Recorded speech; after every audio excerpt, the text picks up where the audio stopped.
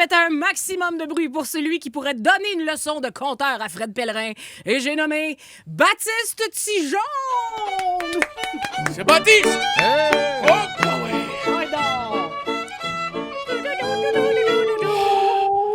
Mes hommages.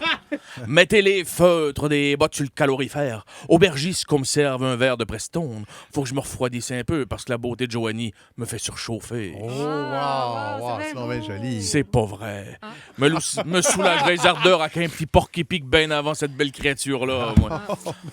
Ben non, c'est pas vrai. C'est juste que je veux pas que ça pique. Parce que moi, Baptiste Tijon, fils d'une mère agitée, donc d'un père matelot qui a zigné dans la houle, m'en va vous raconter la légende de Giuseppe Botti, l'immigrant italien qui travaillait avec mon arrière-grand-père comme allumeur de réverbère. Ça, réverbère, Patrick, ça veut dire un lampadaire. Oui, ben oui. Moi, je voyais l'absence dans tes yeux, je me suis dit, Baptiste, lance une bouée, on va le perdre dans le pas creux. Oui, je te dirais que c'est peut-être pas la dernière fois que ça arrive. Je suis pas attentif. C'est pas très bon dans le... En gros, Giuseppe Botti allumait les lampadaires pour que la calèche du cocher Hubert Genet puisse ramener à la maison le monde pacté le soir. C'est lui qui est à l'origine de la compagnie Hubert. C'est Hubert Genet et son cousin Théodore Dagenet, le grand Théodore Dagenet. Ça vous dit rien? Oui. Théodore Dagenet. Ben oui, Dordache. Il livrait des bines en calèche. Les soirs venteux, ça sentait le bon lard jusque dans les escouments. Et ça donne donc que par un soir frais de novembre, Giuseppe Botti s'est fait larguer par sa bonne femme qui avait décidé de le quitter pour un Canadien français qui se mouchait en dragon puis qui se torchait le cul avec des cocottes. On va se le dire que l'orgueil de l'allumeur de réverbère de Montréal venait de manger un coup de pelle dans la gorge. Oui. Patrick, tu me suis toujours, réverbère, lampadaire, même affaire. OK, on repart. Dans la gorge. Giuseppe, c'est un Italien avec de la classe.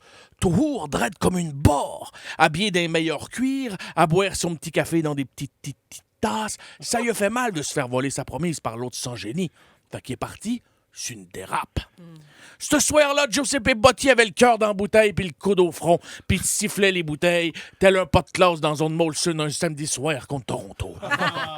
La légende dit même que Giuseppe Botti se serait envoyé 18 bouteilles de vin italien avant d'écrire une lettre d'amour à sa femme. Une lettre qui, on se le cachera pas, étant écrite un peu tout croche sur l'effet du vin italien.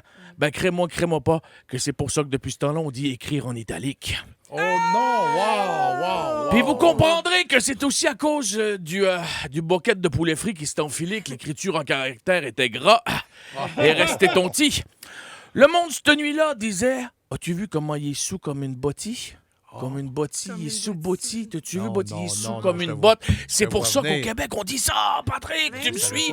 Lampadaire, réverbère.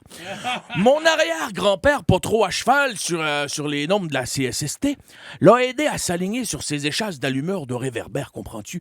Puis te l'a aidé à tenir son équilibre. Puis le bonhomme est parti, titubant comme un marcelet qui sort d'un bon resto, pour aller illuminer Montréal. Ce tragique soir-là du 7 juin 1852, Giuseppe Botti est tombé endormi complètement chippé dans une botte de foin en arrière de la crèche de la sœur Marguerite Diouville. Il a manqué d'air. Ben, le feu a pogné partout. Ça a été le grand feu de Montréal. Tous les pompiers volontaires essayaient d'éteindre le feu, mais en vain! Il y avait plus de feu que de volontaires. L'aqueduc fournissait pas, fait que c'est là que la congrégation des Sœurs Grises ont ordonné à tous les orphelins d'ouvrir leurs fenêtres puis de se soulager à bisous à l'air pour stopper les flammes. Tout le monde faisait pupille.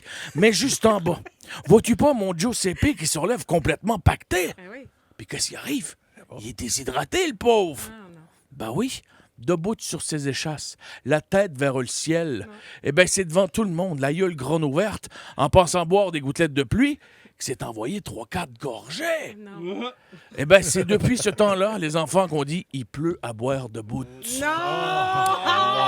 Personne ne sait pour sûr ce qui est devenu notre pauvre Giuseppe. Certains disent qu'après avoir été habitué au meilleur vin, il serait mort dans la honte d'avoir bu de la pisse de TQ. Puis que son ancienne blonde serait revenue avec un long voile noir pour pleurer pendant 2 ans sur sa tombe, avant de mourir elle-même de chagrin. Par contre, on dit que par soir de pluie, on peut encore entendre crier « Io bevito el pipito orfano de Sibori! E bevito pipi orfano de Sibori! » qui veut dire « J'ai bu de la pisse d'orphelin si boire! »